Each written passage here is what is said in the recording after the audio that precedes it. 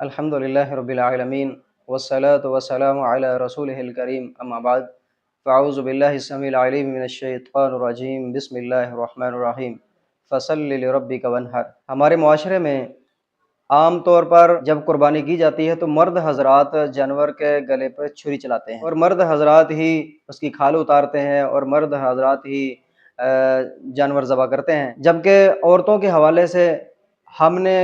کبھی اپنے معاشرے کے اندر، اپنے گھروں کے اندر نہیں دیکھا کہ عورتیں بھی ذبح کر رہی ہوں، کیونکہ یہ ہمیں ایک بڑا عیب دار کام لگتا ہے اور بڑا عجیب سا محسوس ہوتا ہے کہ عورت ذبح کرے۔ جبکہ صحیح بخاری میں کعب بن مالک رضی اللہ تعالیٰ عنہ کی ایک لونڈی جو بکریاں چرایا کرتی تھی، تو ایک دن ایک بکری وہ بیمار ہوئی، تو انہوں نے ایک پتھر توڑا، اس پتھر کے ذریعے سے اس بکری کو جلدی جلدی ذبح کر دیا، اور ذبح کرنے کے بعد وہ گھر لے آئی اور کعب بن مالک رضی اللہ تعالیٰ عنہ سے کہا کہ یہ واقعہ پیش آیا تھا تو میں نے بکری کو اس طریقے سے اس کو ذبح کر دیا ہے۔ تو کعب بن مالک رضی اللہ تعالیٰ نے کہا کہ ابھی اس کا گوشت نہیں کھانا، میں یا تو اللہ کے نبی صلی اللہ علیہ وسلم سے خود پوچھ لوں یا میں کسی کو بھیجوں، تو جب تک اللہ کے نبی صلی اللہ علیہ وسلم کا جواب نہ آئے تب تک ہم اس کو نہ تو تقسیم کریں گے نہ کھائیں گے۔ تو انہوں نے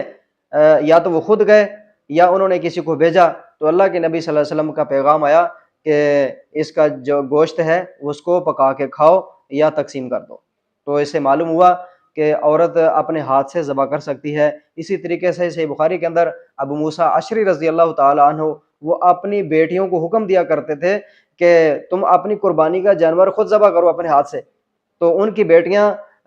اپنی قربانی کا جانور خود اپنے ہاتھ سے ذبح کیا کرتی تھی۔ تو اس سے معلوم ہوا کہ جناب وہ اس میں کوئی عیب نہیں ہے کہ عورت ذبح نہ کرے، ایسا کوئی مسئلہ نہیں ہے، بلکہ عورت اپنے ہاتھ سے چھری چلا سکتی ہے، بلکہ عورت کو اپنے ہاتھ سے جانور ذبح کرنا چاہیے